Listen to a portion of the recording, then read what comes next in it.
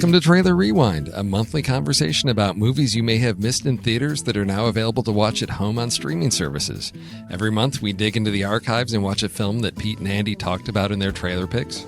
We watch it and have a very spoilery conversation about it. And today, we're talking about Raw. This was Andy's pick from January 19th, 2017.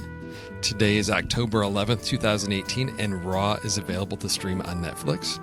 And today, I did a favor for JJ and did not make him watch this, so we've got a special guest on Trailer Rewind. We've got Andy here to talk about Andy's trailer pick this month. This was my pick, and I get to be here. How exciting is that? Now, before we go any further, you should check out our ever-expanding back catalog for this show and its sibling shows over at thenextreel.com. Andy, you and Pete are going to be in the middle of a new series, I think, because you just finished up your 68 detective series, right, as we're recording. Crime films. And then you're jumping into your next series on the Dead trilogy, I think you guys are calling it. We will have already jumped in by the time this plays. Yes, Night of the Living Dead, the episode for that will have dropped, and Dawn of the Dead will be coming soon. So another franchise that was born in 1968 and is celebrating its 50th anniversary. And it fits very well in with Halloween, sort of spooky, creepy movies, which is why we also picked Raw for our Trailer Rewind this month. As if we all planned that. Exactly.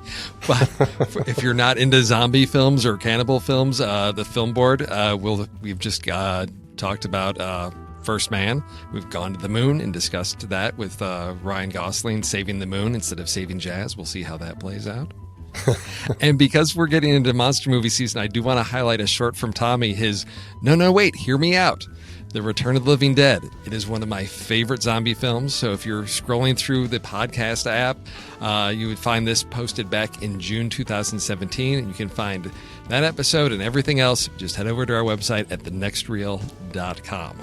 And that is a great, fun episode that ties in nicely, I suppose you could say, to our current series that we're talking about, the George Romero's Dead trilogy. Yes, exactly. Because that film and that whole side of the franchise kind of was born from Night of the Living Dead. Exactly. It was not quite a reboot of the franchise in the 80s, just sort of an expansion of the franchise. John Russo, who wrote Night of the Living Dead with Romero, after that film came out, they kind of had different ideas as to which direction it should go afterward. And they disagreed, and because Night of the Living Dead fell into public domain because of a copyright thing, John decided to go his direction, and he got the Living Dead title, and Romero kept the remaining franchise, and that's why there's a title change after Night of the Living Dead with the rest of Romero's films. Oh, okay. A little sneak peek into your series right here on Trailer Rewind. Absolutely. All right, so Raw, our trailer pick for this month, is it had its premiere at the Cannes Film Festival in 2016 and was theatrically released in the United States on March 10th. It was in 2 theaters and made a whopping $24,825 that first weekend. It was only in theaters for 8 weeks, and over that time it expanded to a maximum of 45 screens, pulling in just a little over $500,000 in the U.S., and the global box office added another $2.5 million, so total about $3 million that this pulled in theaters. Interestingly enough, I found it was available on iTunes as early as May 23rd, 2017, and not on DVD till much later, which was September in 2017. So I think this is a film that I hope is going to be discovered in the streaming services. It's not one that I was compelled to go out and see in theaters, even if it was around. I don't know if one of those 45 theaters was even here in Arizona, but it makes it, for me, the perfect film to discuss on Trailer Rewind, a film that just struggled in the box office and has been lurking out there in streaming services and Blu-ray and DVD, and so that's why we're going to talk about it. So, Andy, this was your pick. Maybe you can tell us a little bit about what was it about this film that made you pick this as your trailer? It's a really fascinating trailer. It looks just crazy. I mean, the visuals are really off-putting, I think is a good word for it. It's everything about it has a great sense of horror, and but not horror like in Michael Myers sort of way. It's horror in just off-putting imagery and unsettling situations. That when you see the girl itching her skin and it's raw and she's like picking giant chunks of skin off. It's disgusting. And then you see pairing that with imagery of animals in various stages of work in this vet school, where you have like a cow laid out on a giant slab as the kids are examining it, or an unconscious horse with all these things coming out of its mouth. And it's like, what the heck is happening here? I don't know. And then this girl starts looking crazy and the blood's coming out of her nose and she's staring at people weird and she's biting on things. And everything about it feels really strange. And you don't get a sense of exactly what's happening in the film, but everything about it just gives you this vibe that there is some crazy thing happening in this film. It might be a weird cannibalistic sort of thing. It might be a vampire sort of thing. I don't know, but it looks really cool. And this is a film that had played at, which festival was it? I think Fantastic Fest. Fantastic Fest. Yes. That's right. Fantastic Fest. One of my buddies, of course, that's how I heard about it, because he saw it there. And you see all sorts of interesting films at Fantastic Fest. And he saw it there, loved it. And I saw his write-up about it. And that paired with this trailer really piqued my curiosity. So right away, I was like, this is a film that I don't know much about it. I don't know anything about the filmmaker, but it's something that I have a feeling will be unique and interesting to see.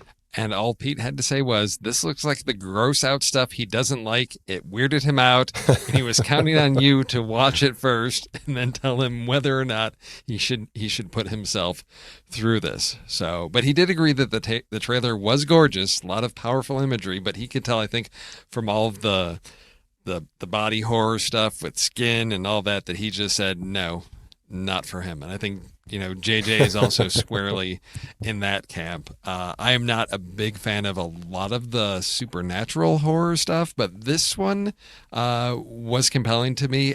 My oldest daughter is planning to be a veterinarian, so I needed to find out what kind of hazing goes on at veterinary schools in Europe, apparently. It's a key point right in this story.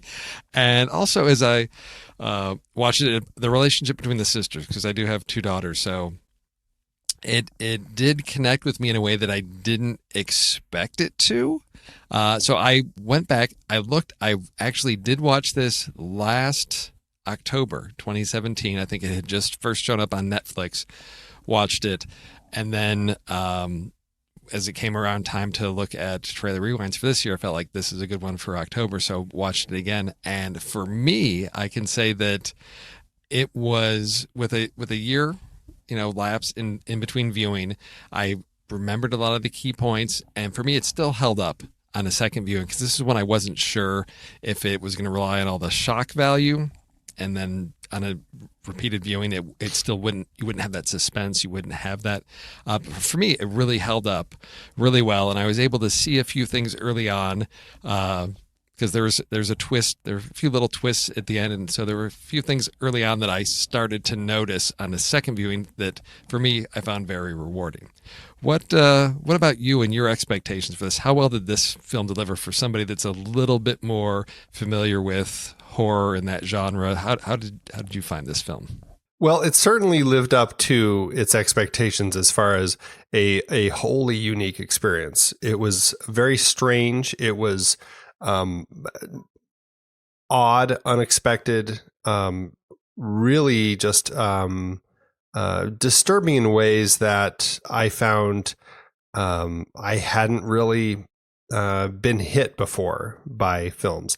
And what I think I like about it in this film is that it's done in a way where it's not, I don't know, for me, I didn't feel it was like a straight up horror film. It felt like kind of almost like this dark, I don't want to call it a drama, because it's definitely not a drama, but it was like this much more psychological type of horror. And I mean, there's blood and there's plenty of stuff in it that I suppose you could say is horror, but it's not like your typical horror film. It is very much the psychology of what's going on in our lead character's head that really, I guess you could say, make it a horror film. You know, as we watch this girl, Justine, go from a vegetarian to being forced to eat, I can't remember what the first thing was, like a rabbit kidney. Yeah, rabbit kidney. And how that kind of starts this transformation in her to constantly needing meat and feeding on whatever it is. It was like, I don't know. I was super fascinated by it. And I loved the characters, especially the relationship that Justine had with her sister. Was it Alex? Was that her sister? I really enjoyed their relationship, as dark as it was and as strange as it was. That element of it I really liked. I really hated this school and what the hell kind of hazing is this? If I went to any school and this is how the hazing was, I would be like, peace out, yo, I'm gone. No thanks. It is nuts. I mean, I think the idea of hazing is just horrible. I mean, we did, I guess you could call it hazing in like theater in high school, but it was like goofy hazing. I mean, this is like horrifying stuff that these guys are having to go through. I'm like, no. And I know it's like frats and sororities are always doing things that are not quite this level, but still pretty dark and crazy. I don't know. And it went on forever. And I'm like, this is horrible. This is like my biggest nightmare of college is this sort of life. That was the real horror for me. The hazing. Yow. And you know it's going to be bad when they start off by dumping a giant bucket of blood on everybody. Well, even before that, the first thing is like they just get there the first night. And all the upperclassmen come in, and it's like kicking out of their rooms, kicking all the freshmen out of their rooms, and then throwing their mattresses out the windows and everything, right? And making them like crawl to the first party and all of those things. So it is a just relentless, tearing these kids down. And then you do have the pouring the blood on them, eating the rabbit kidney, which sort of starts Justine's whole journey, but. This is like a family legacy. And there are things that I didn't pay as much attention to the first time around, but it's clear, her sister is there. Her sister's been there at least a couple of years. Her parents went to school there. But there's also conversations she has with one of her professors a couple times that apparently she, either because of her family's reputation or just her own academic skills, that a lot of kids are staying distant from her because she's like the top one. She's the one to beat. And that's nothing ever came through with that. But as I watched it the second time, I thought, well, this is explaining why she's really, so isolated from everybody else, why she really only engages with her roommate, Adrian, and her sister. She doesn't have any other friends because nobody really wants to be friends with her.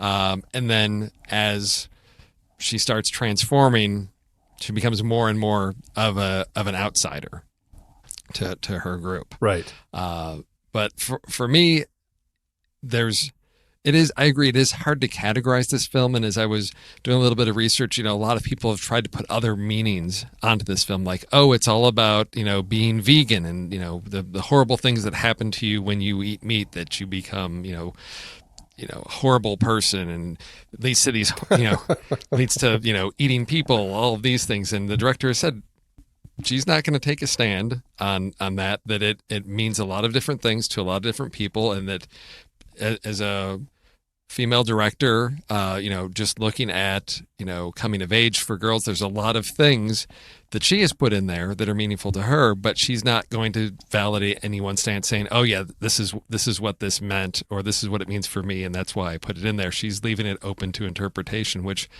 for me works really, really well with this. It's one where I can see different ways that you could interpret what, sort of Justine's journey is about.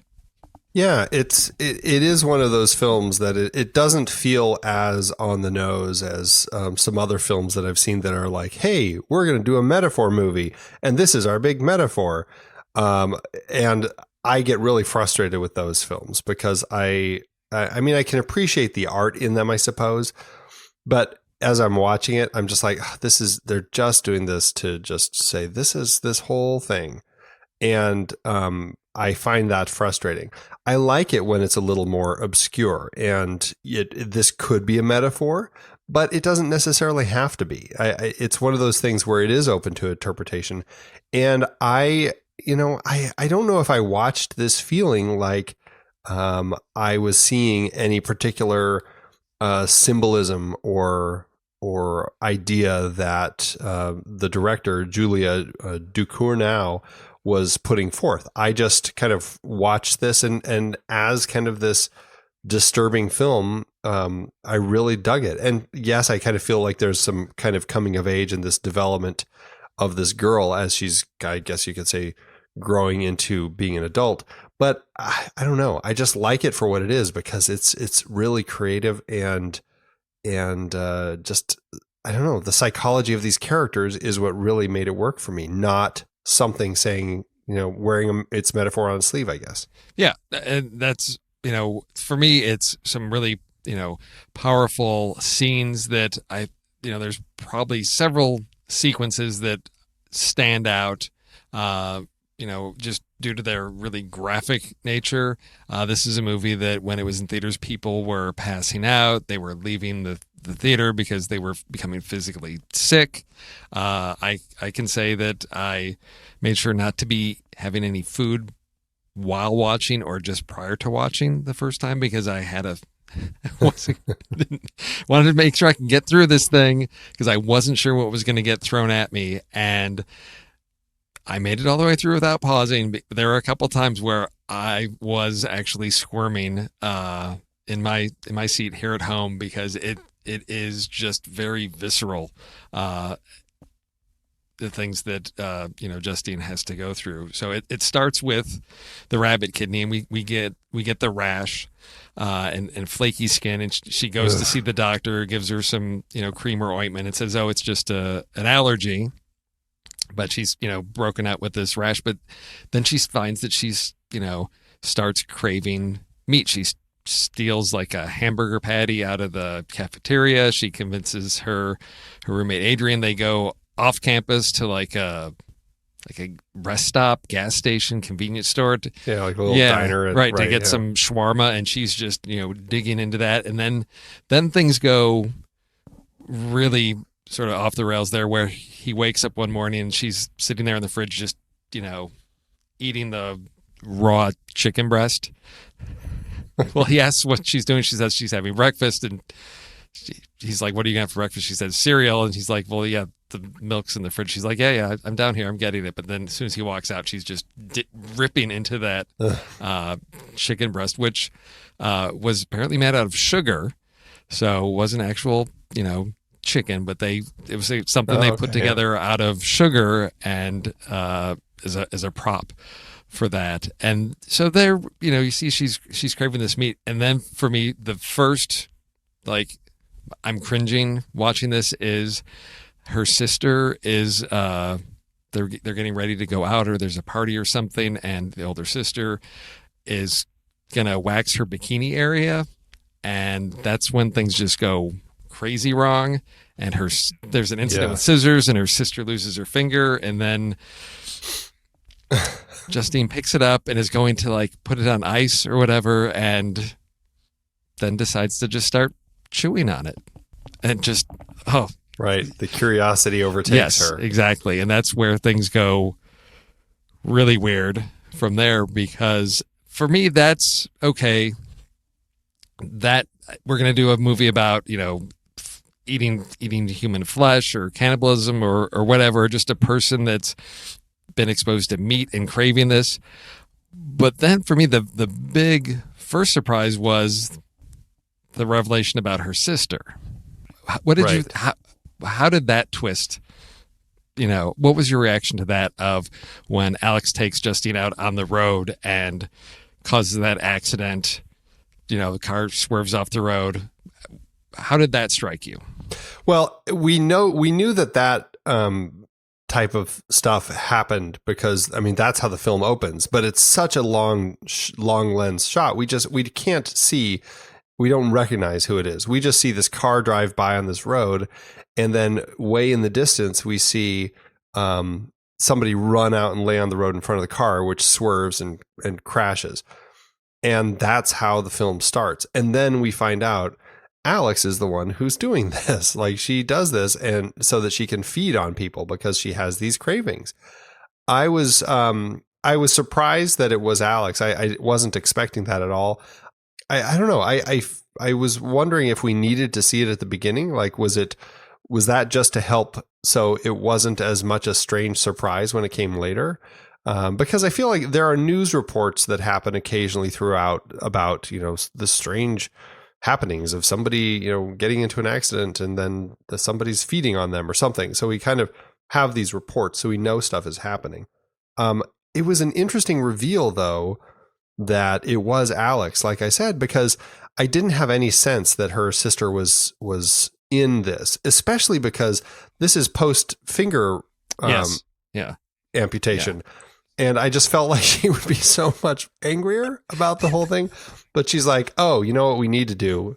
You just ate my finger, but that's cool. I'm going to go show you where to get the real food because, you shouldn't have eaten my finger. And so let's go cause an accident so we can feed on somebody.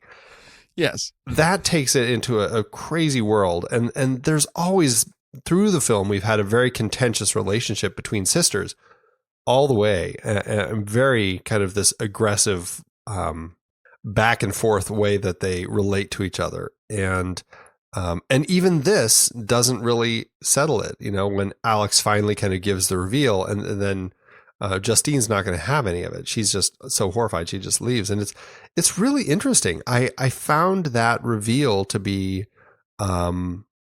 I don't know. I thought it was a really clever thing to kind of surprise us with. Well, yeah, it's because when they're at the hospital, they cannot reattach the finger, and the reason is it's been chewed on, and so unfortunately the dog takes the blame because Alex has the family dog there and at college, and so they blame the dog, and then of course that's their way of sisters covering for each other. Alex is going to rat out her sister to her parents in the hospital saying, oh yeah, you can't reattach because my sister ate it. Oh no, it's the dog. And then, the horrible thing is they're going to have to put the dog down. This poor innocent dog is going to have to get put down because dad says, well, once a dog, tastes, human flesh, that, they could bite, they could become all these things. So this poor dog is going to have to get put down to cover for this deep, dark secret between the sisters. And then we have the whole incident out in the road. And then we still have that sort of battling, I don't know, animosity towards each other, because there's the scene where they're at the party and they find of course it's a veterinary hospital or a hospital or something. So, Alex takes Justine down to like the morgue, and we don't see it till the day after, where the video has now gone viral amongst all the students on campus of a very drunk Justine being very animalistic, almost like a rabid dog, as her sister is like taunting her with like the arm of like a dead guy that's in the drawer there in the morgue, which is just this is after the whole finger thing, and there's this understanding, but still the relation between the sisters is really challenging to figure out, because there's Justine is jealous that her roommate, why is Alex interested in her roommate? There's a whole argument that Justine has with him about, why does my sister have your phone number? Adrian is gay, so she's confused as to, is her sister trying to hit on him? There's this whole competitive nature between the two sisters that continually sort of shows up until the point, like at the very end, there's like a full on, biting, hair pulling, throw down fight right there, where, Alex takes a huge bite out of Justine's cheek. They are going at it. It's yes. Really crazy. But that's why I think this relationship is so interesting, because Justine is trying to figure out who she is, and her sister has kind of created this wall that makes it hard, and is a very antagonistic character toward her sister. And it's a relationship I don't think I ever fully get, and I don't think I ever fully understand, especially some of the stuff toward the end, like why is Alex doing that and taunting her and making that video and stuff. And I'm not 100% sure still if I get all of that, but I still found it just really interesting. Well, there's what, the reveal that Alex also has this issue and is causing the car accidents and, eating, off of the victims of these car crashes. She's found her way to manage to fit in, and Justine hasn't found that. Alex, from that first hazing of you've got to eat the rabbit kidney, and she's like, Justine's like, no, I don't want to. Alex is the one that forces her and shoves it into her mouth of like, why are you doing this? This is what you have to do.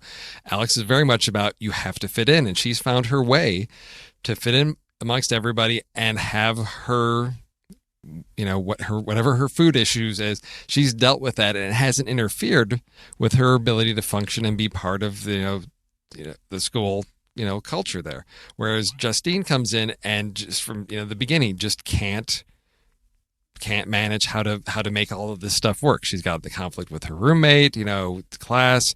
There's stress. There's the other memorable scene, which is she's having the conversation with one of her professors, and she's sort of twirling on her hair and chewing her hair.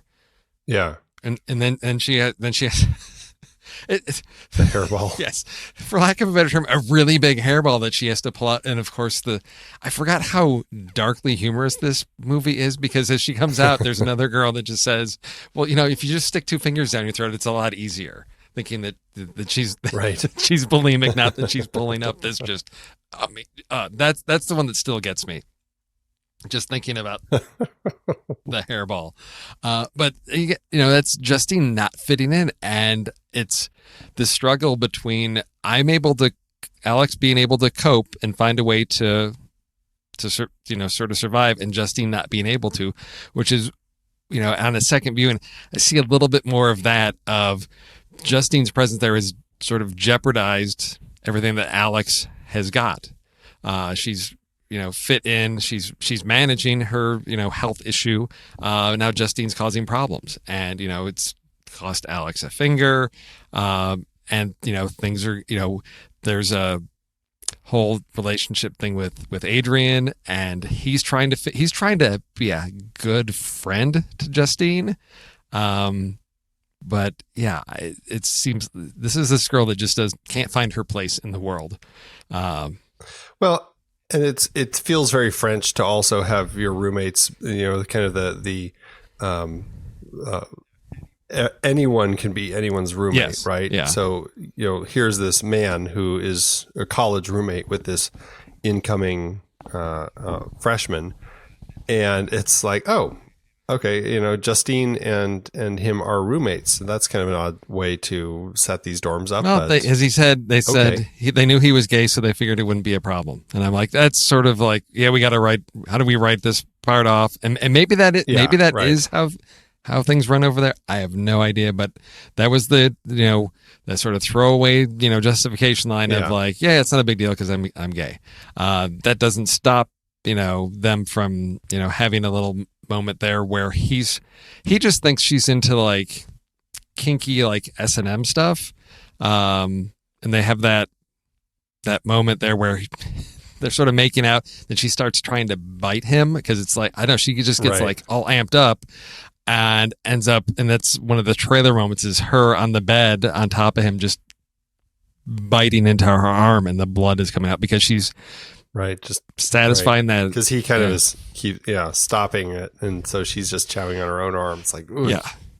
Well, and that's a great setup for the payoff that we get later with that relationship. Oh, which I think it's tragic the way everything goes, but it also builds to the surprising twist at the end when you find out the secret of mom and dad.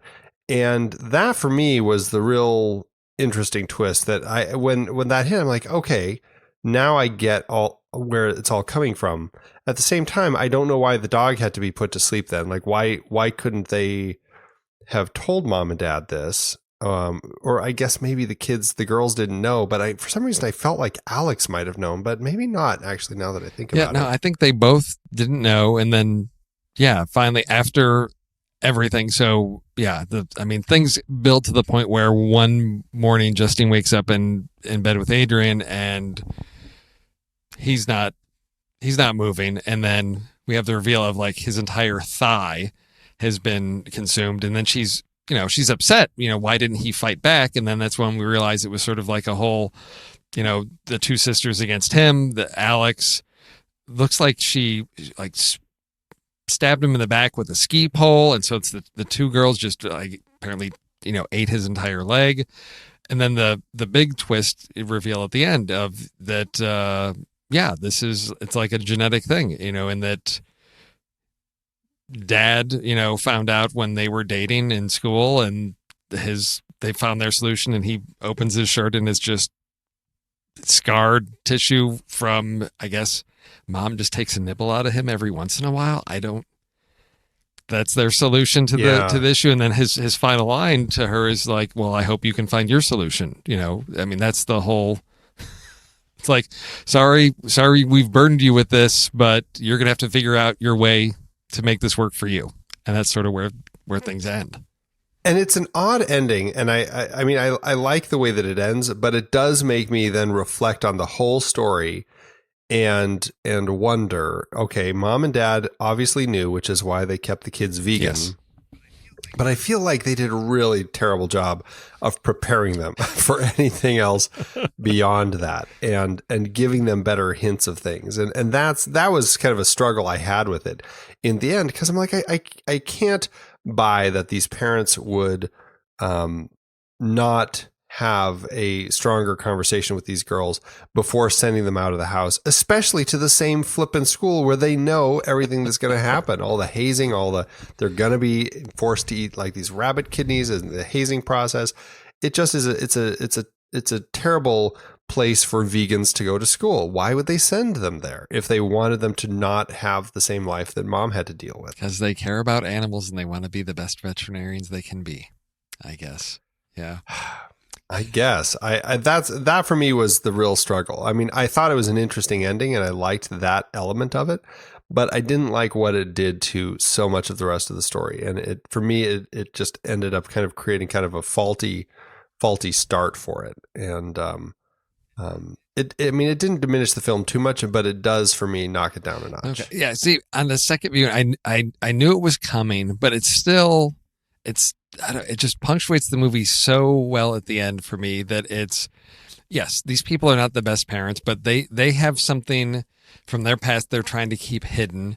And so I sort of think of it as, pushing maybe into, analogy a little bit of like, the struggles of a parent of you've done some things that you're not proud of. You're hoping your kids can be better off. And in some ways, avoiding talking about it, you just sort of keep your fingers crossed of like, well, maybe this won't be an issue and their lives will be better and they won't have to go through the horrible things that we did, rather than confronting it head on and saying, hey, at some point in your life, if you accidentally eat some meat, know that you're now going to crave it for the rest of your life and it's going to be this insatiable, urge to like chew on flesh. Not a comfortable conversation for parents. So let's just protect them from that and just hope they never get faced with that. And if that happens, well, maybe they'll be fortunate enough to figure out a better way to deal with it. Yeah. It just is like, is that really preparing your kids no, the it's best not. way? No, and it could be a commentary on parenting of like, hey, parents, do a better job of talking to your kids. It could be. So you said that did, sort of knock it down a notch. Was there anything else that to use your term, any other quibbles you have with the execution of this with this concept here? I think for the most part I enjoyed it. I struggled to get into it a little bit. I didn't find that it was super easy to get into, and I think that was because so much of the beginning dealt with the hazing and all of that element, and I'm like, oh, this is just awful. Like it was tough for me to watch. I found it a lot easier to get into it when I was able to just kind of focus on the characters and watching Justine, watching her relationship with Alex, the relationship with her roommate, and like those sorts of elements, I kept me going. But it's just the hazing was just so intense and awful that I just really struggled with it, because I'm like, why would anybody go here? I mean, this is just awful. It's so dumb. Hazing can be just so stupid. But I don't know outside of that if I had any quibbles other than kind of the stuff that built to the ending with the reveal of the parents, which again, I do like. It just, the way that it made me recontextualize a lot of the stuff that I'd seen, that kind of frustrated me. And there were some elements of the relationship with the sisters toward the end where I was like, I don't know if I fully understand why Alex is acting that way toward Justine, but for the most part, I did feel it was a really creative, unique. I mean, I certainly haven't seen films like this, and exciting film to watch. So you have a little more experience in this sort of genre. So who would you recommend it to? People that like what type of movies? Because I can't just say this is as you said, this is not like a typical horror movie. So are there other Right. films that you would say, oh, this might appeal to somebody that likes these types of films? Because it's not your, people that are fans of like Halloween and Nightmare on Elm Street. This may not appeal to them, but is there something that this sort of touches into? That's a good question. I think that there is an element of kind of really dark comedy that runs through this. So if you like some psychological horror, I think is where I really put this, with an edge of dark comedy. I feel like that is something where it might find its crowd. I mean, there is definitely blood. It's not just psychological horror. I mean, there's plenty of blood throughout the film. I mean, she's feasting on people. It's but I didn't feel this was like a torture porn sort of film. Yeah. So it's not that. It's funny because watching this, I'm like, I can see why JJ probably didn't want to watch it, because it is a bloody film, but I didn't think it was straight up like a scary horror film. Like I never felt scared from this film. I just felt like it was mentally twisting. And so to that end, I was like, it seems like it fits in that kind of mind bender sort of stuff because of the strangeness of it.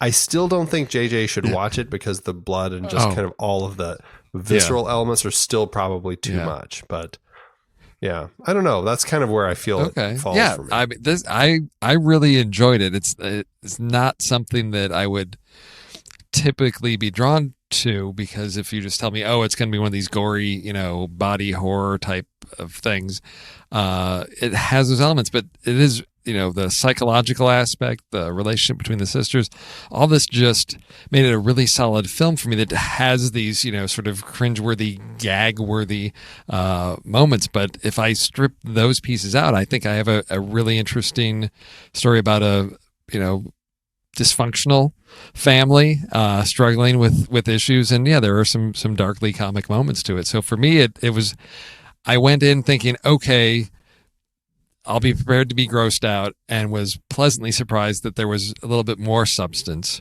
to it. I think the story, the structure, as there is a lot on the hazing, so I think I don't want to say it struggles or stumbles. It doesn't have a traditional narrative structure, that there's not like one main, through line pulling everything. We've got multiple things going on. It's not going to appeal, I think, to mainstream audiences because of the story and the subject matter. But for me, it's one that I would hope people that don't enjoy horror try out and see, if you just knowing that it is pretty graphic in some areas, but it is an interesting and engaging film that I haven't seen anything like this. So Yeah, and it's not No. scary. And I think that's for people who usually get a little more timid with the horror genre. I think a lot of it is just the scares that come with it. So if you can handle something that has that psychological horror element, but does have blood and certainly has some gore, although not in the straight up torture porn way, I think it's worth a shot. Okay. So JJ and I then usually talk a little bit about where to find in our flick chart, how many stars. So for you, where does this one fall into your flick chart list? This one, it ran into some pretty tough films pretty early on. So it ended up at 1901 out of 4,056. That landed, it's about a 53% on my chart. I felt like it was better than that. That would say it's giving it about 2.5 out of 5. But I give it a 3.5. Okay. 3.5 and a like. 3.5 and a like. So this one was sitting after my first viewing. It was around, I think, 120 out of my 337. And I said, well, let me rank it again, on a rewatch. And it went up a little bit because I think so much of it, the first viewing for me was sort of emotional reaction to things. Seeing that it held up, it ended up moving up a little bit to actually 85. So it puts it at 75%. I'd give it a solid 4 stars on this one because I think some of that just might be the surprise that I enjoyed it more than I was expecting to. It's not one I'm going to be watching a lot. Not one that anybody else in my family, I think, wants to see. But it's one that again, that's the thing I love about Trailer Rewind is seeing a trailer that looks compelling and the film actually live up to it and pull off something that it's easy to put together a trailer that looks like it's going to be one thing and what's delivered is something far less than this. But for me, it lived up to the challenge of a truly just visually intriguing trailer and have just an intriguing story with some, I think, solid performances. Garance, I can't pronounce French. I would say Marillier. As Justine. I mean, she's got to carry this whole movie and this transformation. I thought she did a great. And she was, I think, 18 at the time. So looking forward to seeing where she goes. Hopefully not getting pigeonholed into horror films, cannibal films, but much more enjoyable than I thought. No, yeah, it's definitely worth checking out. It's a unique film, and to that end, it's something that it probably isn't going to be forgotten. Like once you watch it, I feel like this is the sort of film that will have elements that stick with you for quite a while. Oh, definitely. As I said, there's those couple moments that just, your stomach is going to be tested, but there were other just really odd visuals in this that really, and lots of the stuff with the animals as well, just the way it's filmed, just really interesting visuals with this. And it's a first film. I mean, Julia had done shorts, but this is her first feature, and it's really an impressive start. Oh yeah, looking forward to see where she goes from here. I'm looking to see if she's got anything in the works. Nothing that I see coming up on IMDb, but I'll be interested to see what type of story she chooses to tell after this. Definitely. Well, if you haven't already, please head over to iTunes and give us a rating and a review. It helps other film fans discover us, and we hope you will help them discover us because we look forward to viciously hazing them on Discord to unleash their inner demons. I've got my bucket of blood. The best thing you can do is watch a movie with a friend and sit down and have a conversation about it like we do here. And if it's one that's been discussed on any of our shows, let us know. We'd love to hear from you. Trailer Rewind is a part of the Next Reel family of podcasts, which is brought to you by a hardworking group of film lovers. I think this is Andy's 10th hour of recording this week. He's got a lot of other projects he's working on. Special thanks to Pete Wright for taking time out of his busy schedule to edit this and make us sound nice. And I'm guessing after he hears this, he's not going to be compelled to watch Raw anytime soon. He better. Well, I sure hope he does, because I want to get some buttons that say I watched Raw in a single sitting and didn't get sick. make those available to anybody that can claim that on Discord, and we'll get some buttons or badges or stickers or maybe just some little electronic art for people, because I love it. Andy, it was great having you on a guest here on Trailer Rewind. I always love changing it up. It's been a while. It has been a while. You know what we should do? We should do another one, because we've got a special event coming up in November. We do. We're going to go see Suspiria. Oh, with the live score, with the live performance. Oh, that's going to be fun. We may have to. Yes, Goblin. with Goblin. We may have to do just a little short on that one. Now, question for you, because I think we're seeing it right around the same time the Suspiria 2018 gets released. So do we see the remake and then go back and watch the original with the live music, or do we wait till after seeing the original, fresh in our minds, and then go see the 2018 one? That's a good question. What date does it actually open? It opens on October 26th. Of course, it'll be right before Halloween. So that's going to open October 26th, and then we're seeing Goblin on the 6th, the night of November 6th. So I feel like I'm going to need to see the remake first before we go. I mean, we've seen Suspiria already. So then we can watch the remake, and then we can go back and watch the original again. All right. That's our plan. We'll maybe put together a little episode in November as a little treat for our listeners. All right. Yeah. Well, it's been great chatting with you, Andy. I'm going to let you get some sleep after all your hard week of podcasting. Phew. Hondo.